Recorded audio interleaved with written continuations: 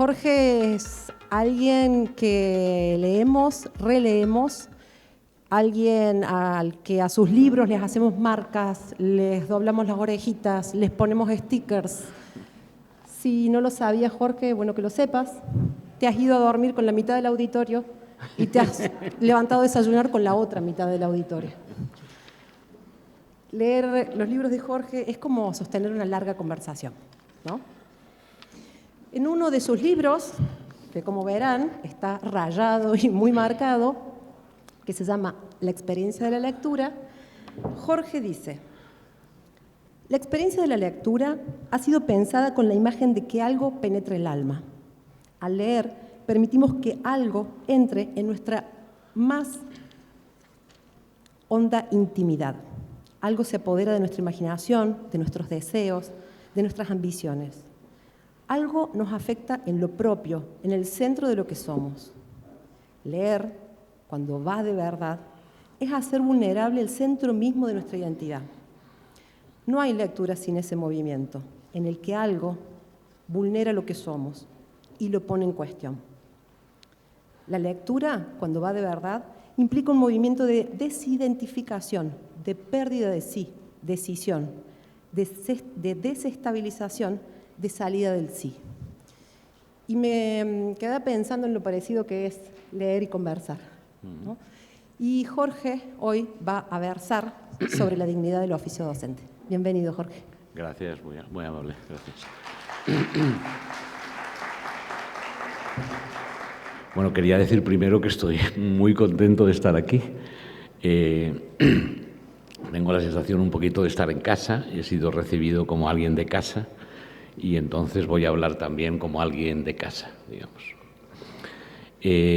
Yo había preparado para hoy algo así como un ejercicio de pensamiento para pensar con ustedes lo que podríamos llamar la dignidad del oficio docente. O sea, ¿qué es eso de un trabajo digno, de un trabajo decente, de un trabajo honrado, honesto, de un trabajo al que uno pueda respetar y que tenga la sensación de que le respeta a uno?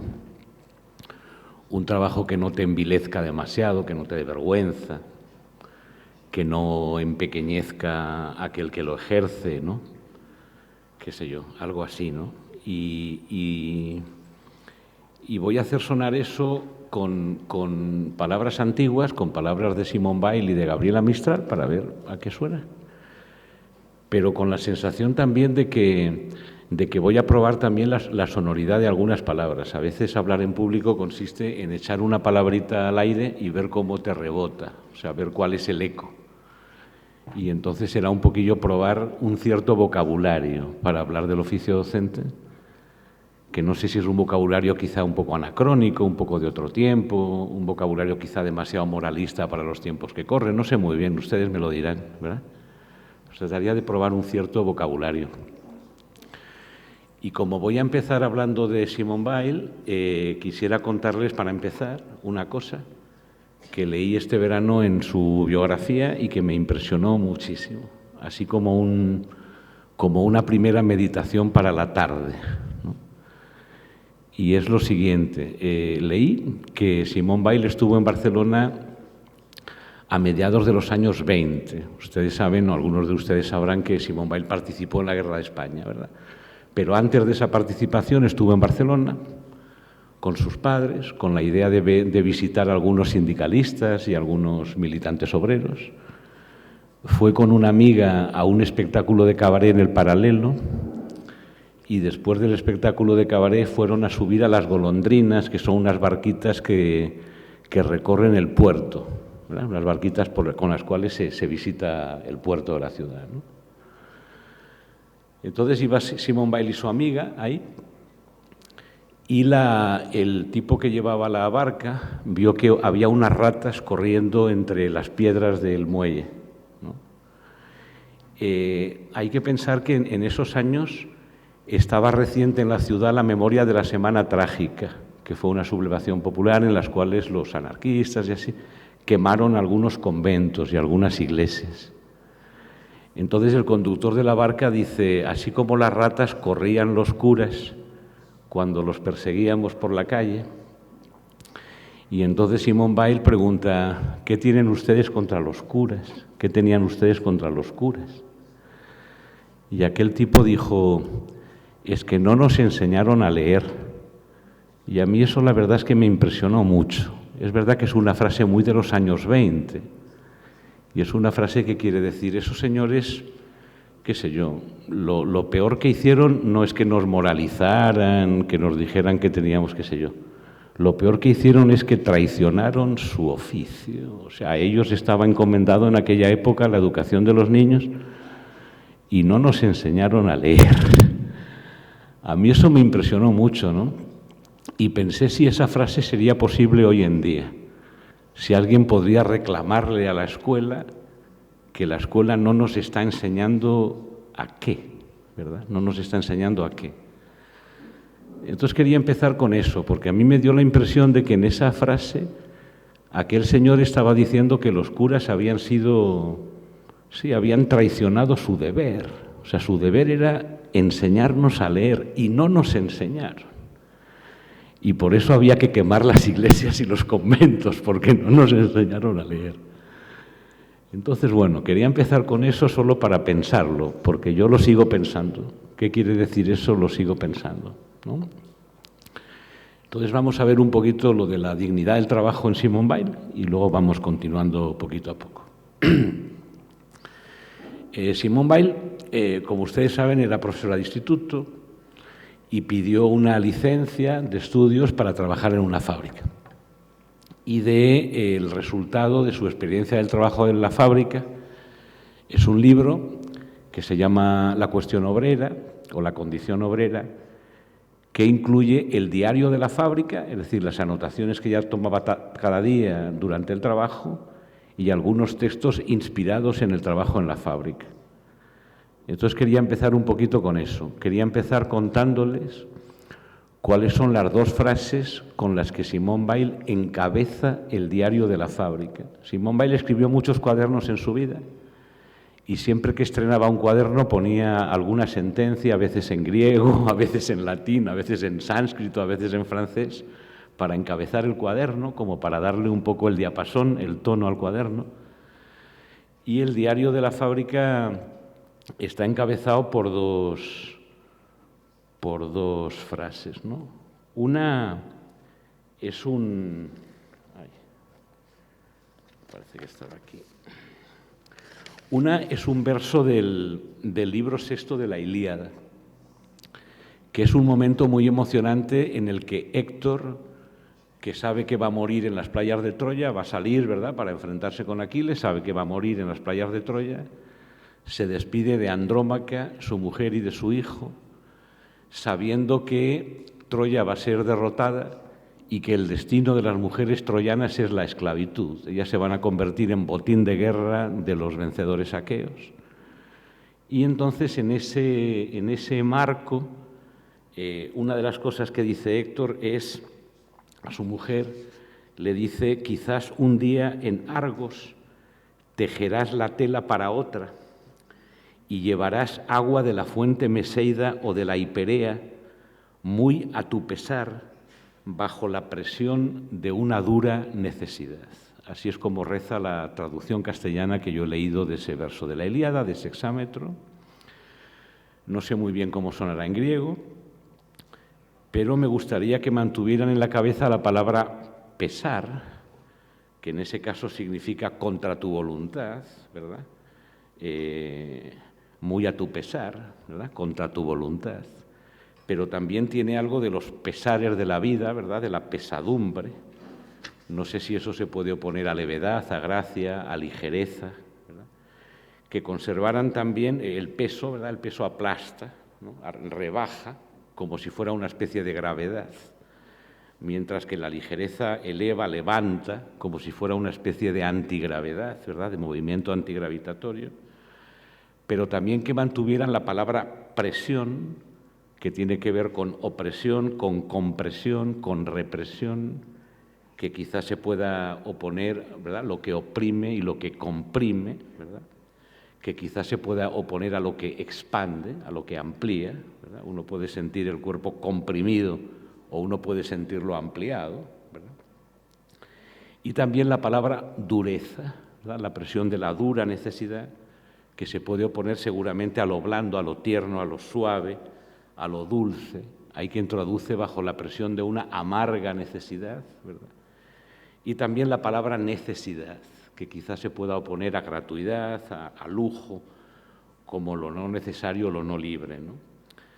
Pero eso tiene que ver con que en el diario de la fábrica y en ese libro, ella analiza el trabajo en la fábrica como una forma de esclavitud, ¿no? Ella dice que el esclavo es el que pierde la mitad del alma y entonces la condición del trabajador de la fábrica se parece a la del esclavo. Y lo que a ella le interesa es justamente la condición esclava. Es decir, Simone Weil no se preocupa tanto por la explotación, ¿verdad? Porque al trabajador se le robe una parte de su trabajo convertido en plusvalía y, qué sé yo, no le interesa tanto la explotación, los trabajos mal pagados, sino la condición esclava. Y eso es muy griego, porque yo creo que para un griego lo peor no era ser pobre, lo peor era ser esclavo, ¿verdad? Es decir, podríamos decir nosotros que nuestra época está llena de esclavos, aunque sean ricos, ¿verdad? Y algunas veces hay algunos pobres muy libres, ¿verdad? Que justamente la pobreza es una opción que tiene que ver con la libertad, ¿verdad? Entonces a ella le interesa un poco ese tema de la esclavitud, pero luego también, un poco después, escribió Simone Weil un texto muy bonito, que ahora lo acaban de editar separado, que se llama La Ilíada o el poema de la fuerza, donde ella dice que la Ilíada, que es ya saben ustedes que es un poema que relata asesinatos, o sea, aquellos tipos, ¿verdad?, son matadores de hombres, o sea, se la pasan matándose los unos a los otros, ¿verdad? Y entonces Simone Weil dice que el protagonista de la Ilíada es la fuerza, y ella define la fuerza como el convertir a un hombre en cosa, ¿verdad? Y dice, la forma más evidente de la fuerza es convertir a un hombre en cadáver, ¿verdad? Que el cadáver es la cosa por excelencia, ¿verdad? Pero ella dice después, pero también se puede convertir a un hombre en cosa sin matarlo, dejándolo vivo, ¿no? ¿Verdad? Haciéndolo esclavo, ¿verdad? Y entonces dice, pero aquí tenemos un problema, y es que el alma de los hombres no está acostumbrada a habitar en una cosa. Entonces, ¿qué pasa cuando la carne se ha convertido en cosa, pero sin embargo uno todavía tiene alma, y el alma es la que sufre, ¿no? Un poco después, cuando hable del trabajo de la fábrica, dirá, el problema del trabajo de la fábrica y de la humillación que la fábrica supone es que uno no puede dejarse el alma en la puerta, porque si uno pudiera entrar a la fábrica dejándose el alma en la puerta, pues el cuerpo sufre. Pero ella dice, el problema de la fábrica no es el sufrimiento del cuerpo, es la desdicha del alma, ¿verdad? Es el sentimiento de ser esclavo, digamos, ¿no? Y va un poquito por ahí la cosa, ¿no? Por tanto, habría una distinción que quizá podamos volver sobre ella, que sería una distinción entre trabajos serviles, ¿verdad? Los trabajos en los que uno está al servicio de algo, trabajos esclavos, digamos, ¿verdad? Trabajos serviles y trabajos no serviles. Hay un texto de Simone Weil, que luego comentaré, que se titula justamente ¿Cuáles son las condiciones para un trabajo no servil?, ¿verdad? Para un trabajo que no sea servil, ¿verdad?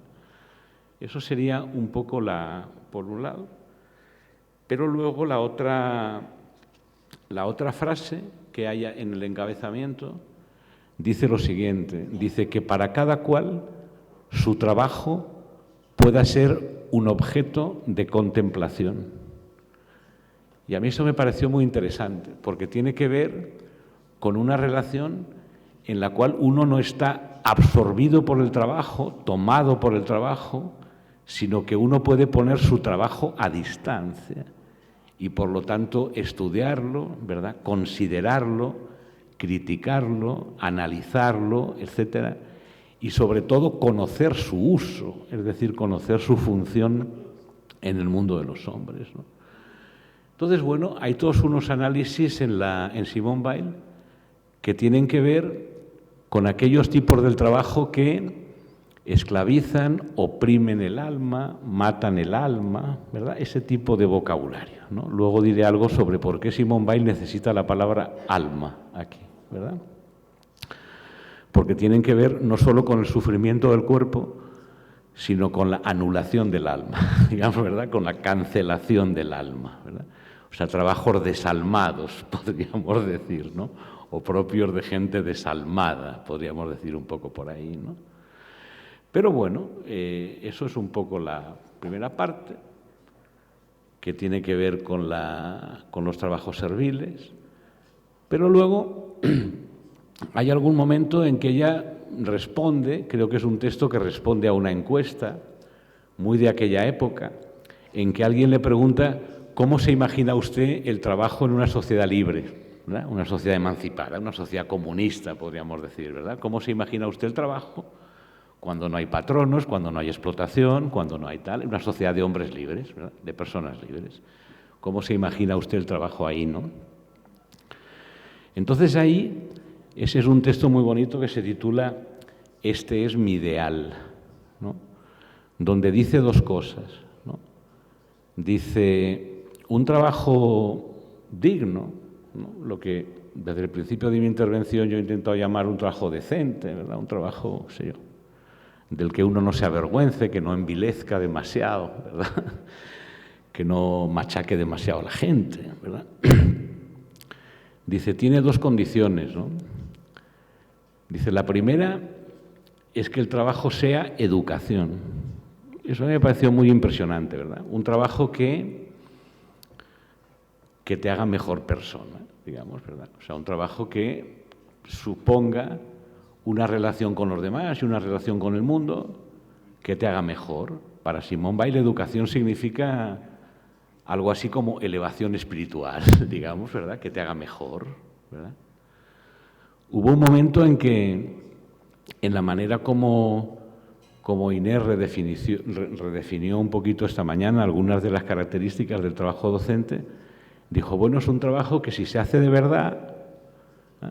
Que si cumple ciertas condiciones, te hace más atento, te obliga a imaginar, te obliga a elaborar discursivamente lo que haces, te obliga a pensar algunas cositas con los demás, ¿verdad? Y eso yo creo que te hace mejor persona, ¿verdad? O sea, una relación con el mundo y con la materia del trabajo que te haga estar atento, ¿no? La atención es una de las formas, dice Simone Weil, de la generosidad, ¿verdad? Porque significa salir de uno mismo y centrarse en otras cosas, ¿no? Que te permita ejercitar la imaginación, que te permita ejercitar la escucha, que te permita ejercitar la humildad. Alguien habló de humildad también aquí esta mañana, ¿verdad? Un trabajo que te haga humilde no está mal, ¿verdad? O que te permita hacerte un poco más humilde, qué sé yo, ¿no? Entonces, esa es como muy curiosa, ¿no? Un trabajo, para que sea digno, tiene que ser educativo, pero no educativo en el sentido de que aprendas las competencias para trabajar mejor, ¿eh? No educativo en el sentido del aprendizaje de algunas cosas, sino educativo en el sentido de que, sí, un poquito de la perfección espiritual, digamos, ¿verdad? En el sentido del perfeccionamiento de uno mismo, ese sentido un poco antiguo, ¿no? De elevarse por encima de uno mismo, ¿no?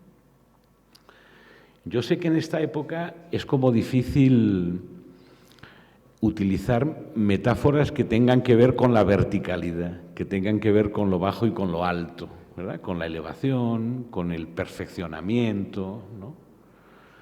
De todas maneras, en la tradición filosófica de eso se ha hablado siempre, ¿no? O sea, qué sé yo, los antiguos hablaban mucho de lo divino que hay en nosotros, ¿no? En cada ser humano hay algo que es más grande que él, digamos. En cada uno de nosotros hay algo que es mejor que lo que somos, ¿verdad? Por lo tanto, la educación del aprendizaje tiene que ver con desarrollar, con cultivar aquello que hay en nosotros que es mejor que lo que somos, ¿verdad? Aquello que nos permite, qué sé yo, estar más atentos, ser capaces de imaginar mejor, de escuchar mejor, de relacionarnos con los demás de una manera más noble, más interesante, etcétera, ¿no? Entonces, esa sería la primera, un trabajo que sea educativo, ¿no? Y ella en el diario de la fábrica lo dice constantemente. Dice, el trabajo en la fábrica no es educativo, ¿no? Al revés, o sea, destroza algunas de las facultades humanas fundamentales. Por ejemplo, la capacidad de pensar. Por ejemplo, la capacidad de estar atento, las destruye. Él dice, la fábrica destruye la capacidad más, ella dice, sobrenatural de los seres humanos, que es la atención, porque obliga a las formas más bajas y más degradadas de la atención, ¿verdad? Por lo tanto, el trabajo de la fábrica lo que hace es eso, ¿no? Lo que hace es, no solo no es educativo, sino que es antieducativo, te hace peor, digamos, ¿verdad? Te envilece, ¿verdad? Te rebaja de alguna manera, ¿no? Entonces está ya un poco con eso, ¿no? Con que el trabajo de la fábrica te envilece, te hace peor, digamos. Y por lo tanto hay un momento en que dice alguna cosa muy impresionante, lo digo por lo tajante, ¿eh? O sea, por esa gente que se atreve a decir cosas, ¿no? Se atreve a decir cosas. Dice, los trabajos que no te hacen mejor, ¿no? Los trabajos que no te educan, dice ella. En algún momento dice, los trabajos sin belleza, dice, deberían ser suprimidos. Deberían ser suprimidos porque ella es una pensadora católica, por tanto piensa que la persona humana tiene una dignidad especial, ¿no? O sea, que el ser humano tiene una dignidad especial, ¿no? O sea, no se la puede tratar de cualquier manera, ¿verdad? Por lo tanto, un trabajo que atente contra la dignidad intrínseca de la criatura humana es un pecado y, por lo tanto, debería ser suprimido, porque es un pecado contra el alma, digamos, de alguna manera, ¿no? Es un poco esa lógica de pensamiento, ¿no? Entonces, la primera es esa, los trabajos que son educación, y la segunda, que a mí me parece más impresionante todavía, y le di vueltas mucho tiempo, es que permita la alegría, ¿no? Y dice ella, y yo hace muchos años que le doy vueltas a qué es eso de la alegría en el trabajo, ¿no? La alegría, y ya han hablado un poquito esta mañana de esto, cuando hablaba de la alegría en la escuela. Simone Weil habla de la alegría en el trabajo, no la alegría después del trabajo, ¿eh? No eso de que el trabajo es una mierda y luego la fiesta, ¿no? Luego la alegría es para el sábado, ¿no? O la alegría es para tal, que eso sería un poco la fiesta, la diversión, ¿verdad? Sería otra cosa. La alegría en el trabajo, por lo tanto la que tiene que ver con el esfuerzo, con la laboriosidad, ¿verdad? Con la sensación de que las cosas salen bien, con la sensación de que el trabajo te conecta con algo que es más grande que tú, ¿verdad? Te permite desarrollar una potencia que antes no tenías, una capacidad que antes no tenías, ¿verdad? Entonces, bueno, es verdad que ella escribe luego mucho sobre la alegría, escribe muchísimo sobre la alegría y sobre la alegría en el trabajo, tratando de desentrañar qué es eso. Ella dice, yo en la fábrica la alegría la he visto muy poquito. La he visto, ella dice, los días de huelga, ¿verdad? O sea, los días en que el obrero está en la fábrica, pero no como trabajador, sino de otra manera. Y cuando lleva a su familia que vean la fábrica, cuando la relación que él tiene con su medio de producción es un poco diferente. Dice, la he visto en algunos pequeños momentos de solidaridad entre trabajadores en el interior de una condición muy precaria, ¿no? Cuando alguien te echa una mano para alguna cosa, renuncia a un privilegio para ayudarte, dice, ahí hay como una emergencia de la alegría, ¿no? Dice, pero es muy poca.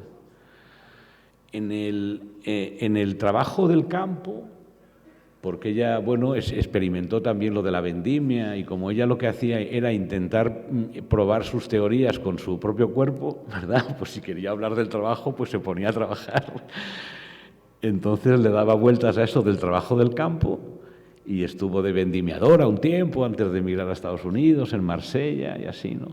Dice, en el trabajo del campo la alegría es más fácil, ¿no? Porque el trabajo del campo es muy esforzado, es duro, pero tiene algo de comunidad, tiene algo de hacerlo entre todos, tiene algo de hacer las cosas bien. Bueno, le da un poco las vueltas a eso, ¿no? Pero a mí lo que más me llamó la atención es cuando en algún momento dice, de eso hablaremos un poquito mañana, ¿no? Pero yo creo que se relaciona también con lo que ha hecho Jan ahora, y mañana se hablará un poquito de ese tema, ¿no? Cuando ella dice que la alegría es el sentimiento de la realidad, eso a mí me impresionó muchísimo. O sea, el sentimiento de que hay algo real, digamos, el sentimiento de la realidad. ¿no? La alegría tiene que ver con una cierta levedad, ¿verdad? La palabra alegría viene de alacris, que tiene que ver con ligereza, ¿no? Como con aliviarse de un peso. Por eso la alegría se relaciona con un poco con la danza, con un caminar saltarín, ¿verdad? Con una cosa como leve, ¿verdad? Como saltarina, ¿verdad? Tiene que ver, pues, con un cierto aliviarse de un peso, ¿verdad? Con una cierta ligereza, ¿no? Pero tiene que ver también, como decía ya en esta mañana, ¿no? con el descubrir una potencia, con el ser capaz de descubrir la potencia de la música, del color, de los números, de lo que sea, ¿verdad? De algo que te hace eso, descubrir la potencia del mundo, ¿verdad? Algo en el mundo que es más grande que tú y que te permite conectar con alguna cosa que te hace más grande que tú, que te permite salir fuera de ti, ¿verdad? Un poquito esas cosas, ¿no? Pero bueno, esos son un poco sus criterios, ¿no? Y así. Pero quería cerrar esta parte de Simone Weil con una cuestión que tiene que ver con lo del alma y con los delitos contra el alma, ¿no? O sea, Simone Weil, no sé si lo llegó a elaborar, pero apunta hacia una cosa que a mí me pareció muy interesante, ¿no? Que es a que hay pecados, sí, pecados, llamémoslo así, hay cosas que están mal, hay pecados, o delitos, ¿no? En algún momento dice delitos, crímenes, dice ya, no hay crímenes, ¿no? Hay crímenes. El Código Penal, el argentino como el de cualquier parte del mundo, reconoce crímenes contra el cuerpo o contra la propiedad, ¿verdad? Pues fundamentalmente contra la propiedad, ¿verdad? Pero Simone Weil dice que hay crímenes que son contra el alma, ¿no? Son contra el alma, son delitos contra el alma. Dice, si fuéramos conscientes de ellos, lloraríamos lágrimas de sangre, ¿no? Porque son pecados de verdad, ¿no? Y los crímenes contra el alma tienen que ver con destruir, pues eso, algo de la dignidad humana, algo de las capacidades humanas, ¿no? Y uno de ellos es el de la atención. A ver si encuentro el párrafo. Y lo veréis,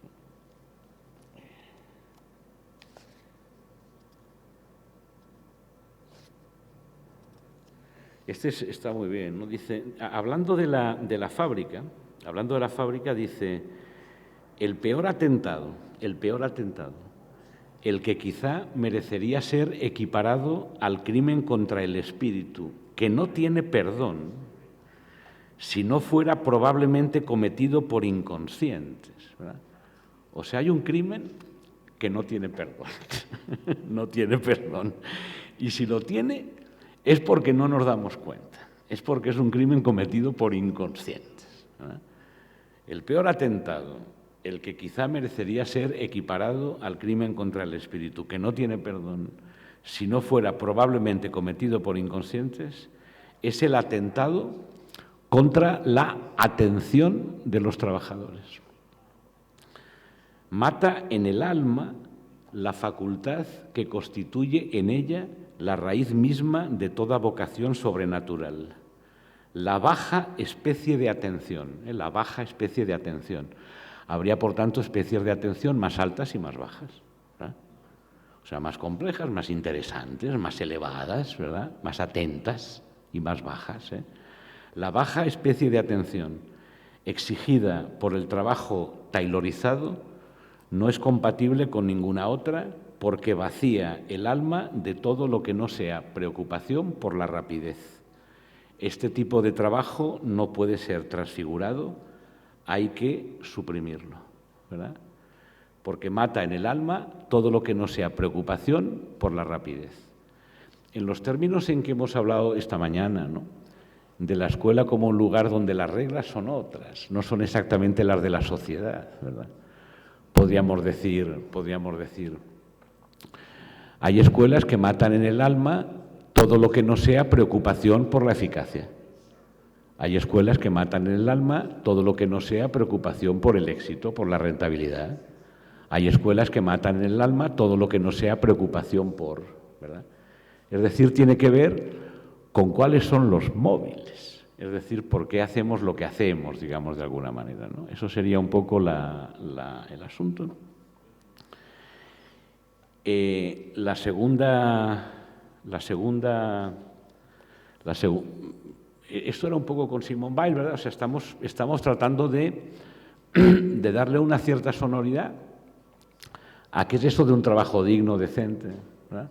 Que nos haga mejores, que permita de cuando en cuando la alegría, ese tipo de cosas, un poco así. Y por lo tanto,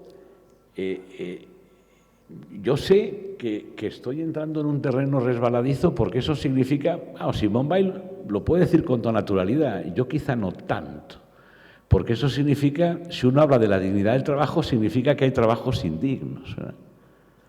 O sea, que hay trabajos que empobrecen, que envilecen, que estrechan, ¿verdad? Que te hacen más tonto de lo que eres, que te hacen peor de lo que eres, ¿verdad? Que desarrollan en ti lo más abyecto, digamos, ¿no? Lo más bajo de nuestra condición, ¿no? Por lo tanto, sería un poco pensar cuáles son los trabajos que, tanto por el tipo de trabajo como por el cómo se hace, podemos sentirnos un poco como orgullosos de él, ¿verdad? Y por tanto, si seguimos con esa lógica, que es una lógica muy moralista y muy dicotómica, hay trabajos que deberían dar vergüenza, ¿verdad? Tanto por el trabajo que es como por la manera como se hacen, ¿verdad? Es que no te da vergüenza hacer esto o hacer las cosas así, ¿verdad? Hay trabajos que deberían ser vergonzosos. Estamos entrando un poco en ese terreno, ¿no? Pero bueno, abandonemos ese terreno, era un poco para probar la sonoridad de estas palabras. En algún momento, tanto en las sesiones de preparación de estas charlas, como en algunas de las conversaciones que hemos tenido estos días con Adriana y así, había un poco esa idea de intentar pensar el ISEP como escuela, ¿no? Y el ISEP como un lugar donde es decente trabajar, ¿no? Donde es decente trabajar, ¿no? Seguramente hay lugares bastante peores que el ISEP para trabajar en el campo educativo. Si entramos en la lógica de Simone Weil, pues los criterios son claros. Trabajar en el ISEP te hace mejor o no te hace mejor. Trabajar en el ISEP permite momentos de alegría, pero de alegría en el trabajo, no en la celebración, de alegría en el trabajo mismo, o sea, que el trabajo mismo sea como una fuente de alegría, ¿no? Esos son un poco sus criterios. Luego había pensado, para continuar un poco con esto, retomar en el Esperando no se sabe qué, la tercera parte creo que es una especie de crónica de viajes haciendo cursos y conferencias por distintos sitios de Latinoamérica. Y hay una sección en la que inevitablemente pensé cuando preparaba esto sobre la dignidad del oficio, dedicada a Gabriela Mistral, que se titula Sobre los oficios legítimos. En ese viaje, ¿no?, que da lugar a esta tercera parte del Esperando no se sabe qué, yo hice un curso en Chile, en La Serena, que es en la escuela normal donde había estudiado Gabriela Mistral, y luego hice una visita por el Valle del Elqui y vi la escuelita donde había trabajado Gabriela Mistral. En fin, me interesé y alguien me regaló un librito, ¿no?, con los textos pedagógicos de Gabriela Mistral que se llama Pasión de enseñar. Entonces allí Gabriela Mistral tiene varios textos sobre el oficio, ¿no? Y quería lo volví a leer, el pedacito ese, pensé que no pegaría mal en este contexto y entonces voy a leerles 2 o 3 citas para ver si nos dan a pensar también algo sobre eso de la dignidad del trabajo, ¿no? Una que a mí me llamó mucho la atención es la siguiente, ¿no? Dice Gabriela Mistral, dice, andan muchos sintiéndose humillados en su profesión y pensándose superiores a ella. Esa es buenísima, ¿verdad? ¿Ah? O sea, con lo listo que soy yo, ¿verdad? Y estar trabajando, ¿verdad? Que andan, dice, humillados en su profesión y pensándose superiores a ella. En el campo educativo hay así, ¿verdad? Yo eso en la universidad lo he visto mucho, ¿no? La gente que llega, chavales, chavales, inmaduros, los chicos, ¿no? Que llegan a la universidad y dicen, no, yo vengo a la universidad porque quiero cambiar la universidad. Dices, pero vete a la mierda. O sea, ¿qué arrogancia es esa? ¿No? ¿No? O sea, vengo a cambiar una institución milenaria donde ha trabajado, ¿no? Porque yo quiero cambiar, ¿no? Esa idea de que uno, la relación con su lugar de trabajo es, en lugar de ponerte tú al servicio de tu trabajo, al servicio de la escuela, pones la escuela a tu servicio, ¿verdad? Entonces dice, andan muchos sintiéndose, es un texto que tiene que ver con el oficio de enseñar, ¿eh? Dice, andan muchos sintiéndose humillados en su profesión y pensándose superiores a ella. ¿Por qué no la dejan? La recogerán otros que les sean más leales.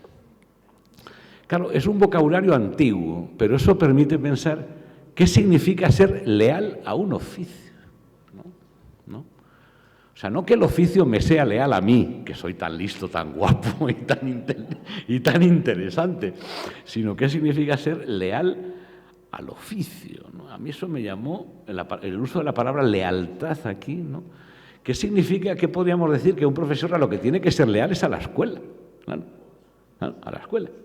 O sea, está, vamos, por utilizar de nuevo palabras antiguas que vienen de una tradición religiosa, ser leal a aquello a lo que está consagrando su vida, ¿verdad? Aquello a lo que está dedicándose su vida, ¿no? La otra, a ver qué les parece, ¿no? Dice, si algunas veces el profesor es mediocre, ¿no? Esa tiene que ver, esta que les voy a leer ahora, tiene que ver con ese motivo que yo decía antes de... Para mí ese sentimiento es muy claro y en algún libro lo he leído también, de experiencia de profesores. O sea, yo estoy convencido de que cuando yo llego a una sala de aula o en un lugar como este, ¿no? Y ahí, qué sé yo, y puedo preparar alguna cosa para contarles a ustedes y tener aquí un poco eso, yo estoy convencido de que aquí soy mejor de lo que soy. O sea, los lugares del oficio te ponen por encima de ti mismo. No sé si han leído la novelita Stoner, que tiene que ver con la vida de un profesor. Cuando él se jubila lo dice claramente. Dice, mi trabajo me puso por encima de mí mismo, ¿verdad? Yo no valgo tanto como lo que enseño, ¿verdad? Lo que vale es lo que enseño, no yo. Entonces, la cita de Mistral dice lo siguiente, ¿no? Si algunas veces el profesor es mediocre, que mediocres todos somos, nos cansamos, tenemos mal día, ¿no? Si alguna vez el profesor es mediocre, dice, los dioses del conocimiento que hablan por su boca no lo son nunca. Traduzcámoslo al vocabulario más heleniano. Si alguna vez el profesor es mediocre, lo que pone encima de la mesa no lo es nunca. Lo que pones encima de la mesa no puede ser mediocre. Tú sí, pero lo que pones encima de la mesa no. Continúa. Si tiene torpezas para el manejo del material de primer orden que es el suyo, la materia es ella por sí misma tan de calidad que una clase se salva siempre por esta especie de polvo de diamante o de magia de radium que llena la sala de clase. La magia, el polvo de radium, la magia de radium o el polvo de diamante, viene de la materia, no viene del profesor mediocre, o sea, viene de la materia, ¿no? Entonces, en los términos en los que hemos hablado aquí, poner la materia de una forma interesante, hacer hablar la materia de una forma interesante, hacer que la materia diga algo, ¿verdad? Diga algo, eso es magia. ¿No? Alguna vez recuerdo que con Jan habíamos hablado de eso es magia, ¿no? Les voy a... Bueno, es que me estoy inspirando y me van saliendo cosas para contar. Les voy a contar una que me parece a mí magia, a ver qué les parece, ¿no? Yo tuve un profesor en la universidad que se llamaba Emilio Lledó, que era helenista, ¿no? Y él se pasó la vida dándole vueltas a la relación entre lenguaje y educación, logos y pedagogía. es un clásico, ¿verdad? La relación entre lenguaje y educación, ¿no? Logos y paideia, para entendernos, ¿no? Toda la vida dándole vueltas. Entonces, don Emilio contaba lo siguiente. Dice, yo fui a la escuela en un pueblito cerca de Madrid, en Vicálvaro, en plena guerra civil. O sea, hay que imaginar una escuela de pueblo bombardeada, ¿verdad?, donde en plena guerra, ¿no? Y él tendría 8 o 10 años en la guerra, ¿no? Dice, mi maestro, dice, don Francisco, una vez a la semana nos hacía leer un fragmento del Quijote. Pongan toda la distancia que quieran, ¿eh? Nos hacía leer un fragmento del Quijote. Entonces había 3 imperativos en la clase de don Francisco. Lean esto, escriban lo que les ha sugerido la lectura y hablemos un poco de esto. Entonces don Emilio decía, yo después cuando fui mayor hice el doctorado en Alemania con Gadamer. Y con Gadamer era exactamente lo mismo. Lea usted esto, me decía Gadamer, pues este mes lea usted esto, escriba lo que la lectura le ha sugerido y hablemos un poco de esto, ¿verdad? O sea, esos 3 imperativos que estaban en la escuela primaria y en el doctorado con Gadamer. Que un texto como el Quijote sea capaz de sugerir algo, el verbo sugerir habría que tomárselo en serio, que un libro como el Quijote sea capaz de sugerir algo a unos niños que viven en una ciudad al lado de Madrid, en plena guerra civil, y que encima eso pueda producir una conversación, ¿eso es magia o no es magia? Es magia. Y además, ese señor, yo estoy convencido, Emilio Lledó lo dice, él dice, yo estoy convencido de que don Francisco, cuando hacía eso, cuando estaba enseñando a los niños ¿a qué? A leer, a pensar y a conversar, ¿sí o no? Él estaba convencido de que haciendo eso estaba luchando por la República y estaba luchando por un mundo un poquito más justo y un poquito más decente. Don Francisco seguro que estaba convencido. Entonces Lledó ahora dice lo siguiente, ¿no? Ahora está muy viejito, ¿no? Y él dice lo siguiente, dice, yo si volviera a nacer volvería a ser profesor. Dice, pero me parece que no de universidad sino de primaria para hacer lo que hacía don Francisco. Pero él dice, lo que pasa es que ahora el mundo está tan complicado que a los niños hay que enseñarles hasta a mirar una naranja, porque como están todo el día mirando la pantalla, ya no saben mirar una naranja. Entonces, a lo mejor, antes de las sugerencias de la lectura, hace falta algo todavía más previo, que es mirar una naranja, ¿no?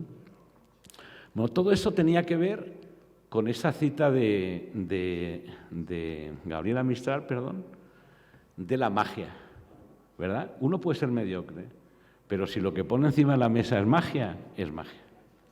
O si uno sabe poner la magia en juego, es magia, ¿no? Luego, bueno,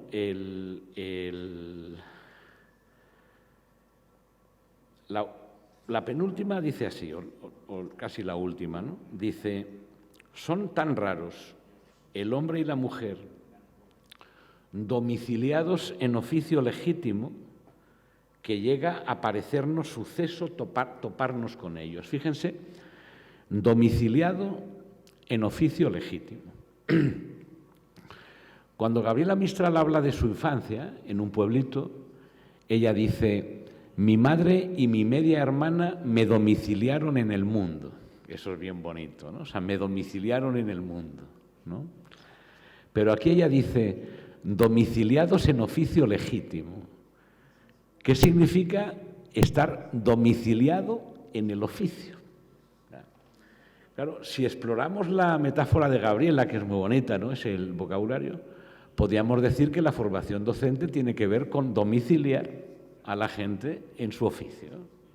Y en su oficio, además, legítimo, ¿verdad? O sea, en un oficio que merezca la pena, ¿verdad? En un oficio que tenga su lógica, ¿no? Dice, son tan raros el hombre y la mujer domiciliados en oficio legítimo que llega a parecernos suceso toparnos con ellos. A mí se me hace fiesta verdadera mi encuentro, lo mismo con un herrero que con un médico genuino. O sea, la fiesta que es cuando alguien se encuentra con alguien que hace bien su trabajo, ¿verdad? Y que practica un oficio legítimo, o sea, que hace bien lo que tiene que hacer, ¿no? Es verdad que eso es una fiesta total. Y la última que les quería leer, que me parece muy bonita, tiene que ver, está tomada de un discurso de egresados.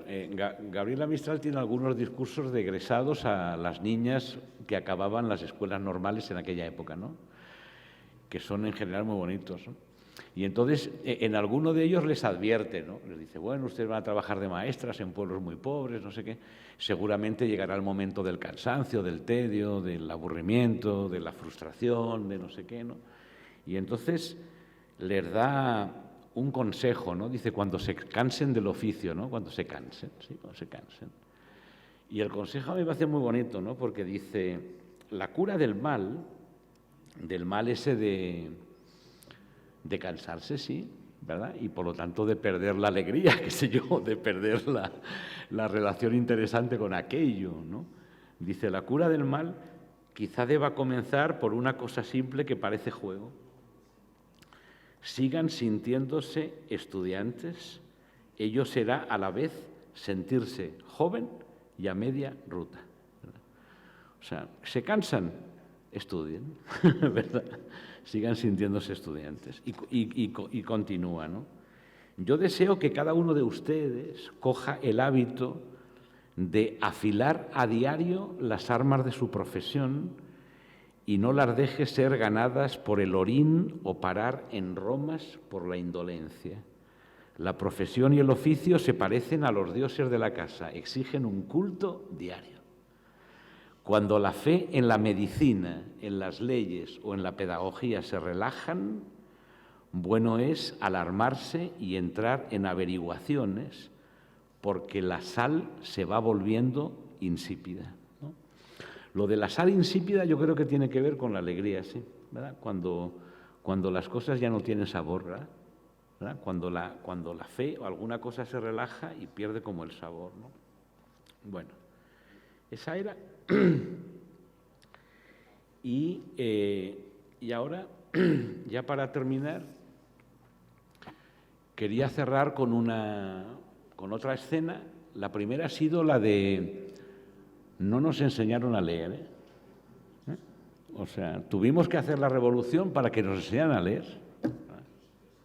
Tuvimos que quemar los conventos para que nos enseñaran a leer. La última es la siguiente, ¿no? Yo estuve ahora, hace muy poquito, en Portugal, haciendo un trabajo con gente de teatro. Y entonces había una profesora, que es la que hacía el taller conmigo, que era una performer que trabajaba en una universidad de Río de Janeiro, ¿verdad? En el Departamento de Artes Escénicas o algo así, de una universidad de Río de Janeiro.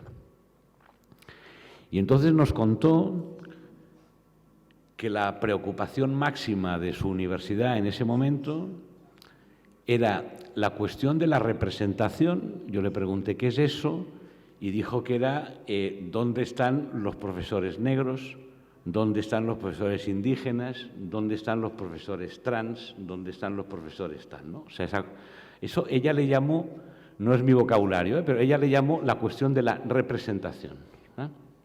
¿Dónde están los? Y luego dijo también la cuestión de la bibliografía, ¿verdad? Es decir, un proceso que ya decía que solo podía ser colectivo, que tenía que ser revisar la bibliografía canónica de las disciplinas esenciales en cada una de las materias para ver dónde estaban, me imagino yo, los autores negros, los autores indígenas, los autores no sé qué, ¿verdad? Ella decía que, por tanto, la universidad estaba preocupada por los profesores, si eran negros, blancos, indígenas o qué, y estaba preocupada por la bibliografía, si era negra, indígena, blanca o qué. Yo así lo entendí, ¿eh? Estaba preocupada por eso, ¿no? Entonces a mí me vino a la memoria una imagen de una novelita preciosa de un escritor mexicano que se llama David Toscana. La novela se llama El último lector.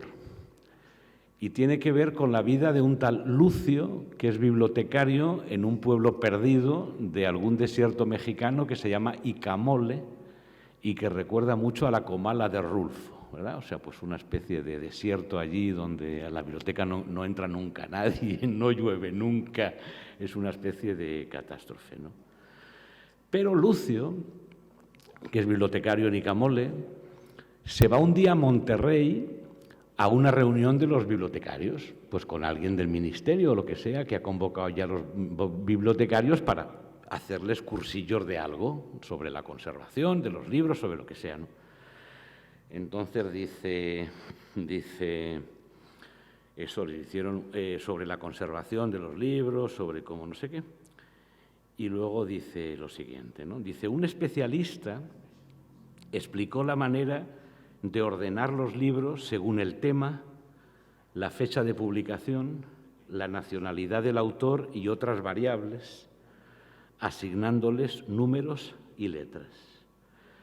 Pero jamás habló de separar los libros buenos de los malos, ¿verdad? Es decir, el tipo fue a Monterrey porque quería que le enseñaran a distinguir los libros buenos de los malos, que es la única clasificación que en realidad nos importa. Y mientras tanto lo tuvieron entretenido clasificando a los libros por temas, por autores, por la nacionalidad de los autores, por el número de páginas, por la época histórica o por lo que sea. Y luego, además, el especialista aquel les dijo que la principal clasificación se basaba en distinguir entre libros de ficción y de no ficción. Con lo cual Lucio ya alucinó porque decía, vamos a ver, si hay dos historias que cuentan el mismo hecho y no están de acuerdo, ¿cuál es la ficción y cuál es la realidad? Si hay un libro de religión, o sea, que los libros se dividan en libros de ficción y de no ficción y que sea la tal, ¿no? Pero bueno, yo pensé eso cuando pensé en lo de los profesores, ¿no? Que ¿dónde están los profesores de tal nacionalidad o de tal otra? Los de no sé qué. Pero ¿quién se atreve a decir y los buenos y los malos? Que es la única que en realidad nos importa. Naturalmente eso no se puede decir tal cual, ¿no? Nadie se atrevería. Lucio lo esperaba. Si uno va a la capital y en la capital hay gente que ha estudiado, pues que te lo expliquen. Y si no, que no te entretengan en cosas que no vienen a cuento, ¿no? Pero bueno, aquí este señor nos... Luego os diré cuál es el criterio que a Lucio le parece que es el que permite distinguir los libros buenos de los malos, ¿no? Pero la historia es que eso no se puede hacer, pero Inés ha hablado esta mañana de orientación, ¿no? Y Jan ha recogido un poco la metáfora y ha hablado de brújula, ¿verdad? Yo estuve hace poco en una conversación en Barcelona muy bonita con Antonio López, que es el pintor que sale en El sol del membrillo de Víctor Erice, que es una película que para mí es muy importante. Y Antonio López, que tiene 85 años, dice yo veo, a mí me parece que a alguien le pregunta, ¿no? ¿Por cómo ve usted el futuro de no sé qué? Y Antonio López dice, yo veo que esto está muy desorientado, dice Antonio López. Y dice, además pienso, que me pareció muy buena la frase, dice que los que nos llevan, dice, los que nos llevan no saben muy bien dónde nos llevan. O sea, la gente está, yo lo veo así, yo no sé si os parece esto muy arrogante o qué, pero yo hablo con la gente y la veo muy desorientada. O sea, dice uno, madre mía. Entonces, yo qué sé, la orientación.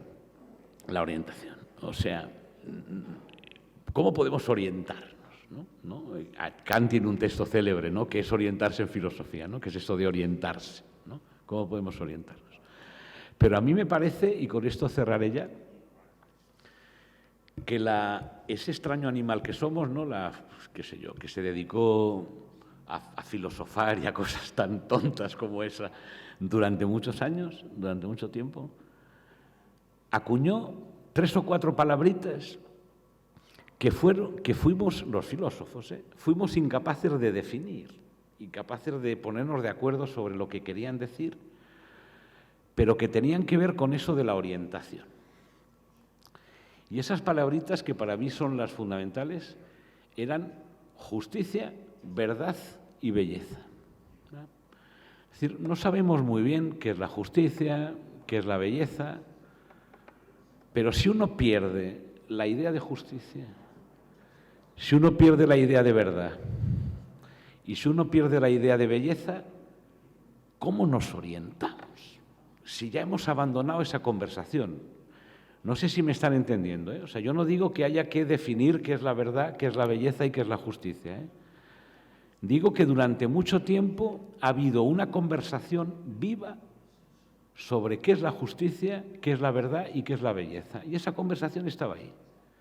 Y esa conversación permitía a ese extraño animal que somos, muy desorientado, le permitía orientarse un poquito, ¿no? Simplemente dándole vueltas a eso, ¿no?